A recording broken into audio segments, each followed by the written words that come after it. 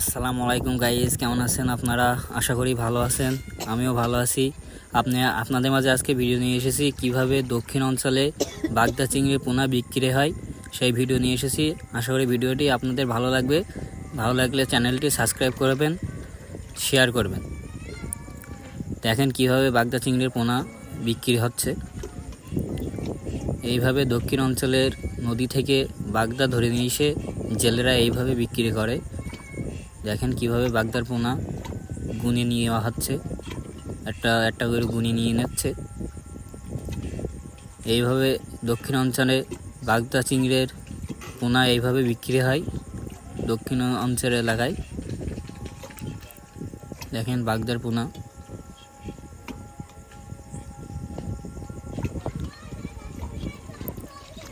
এইভাবে দক্ষিণ অঞ্চলে বাগদার পোনা বিক্রি হয়।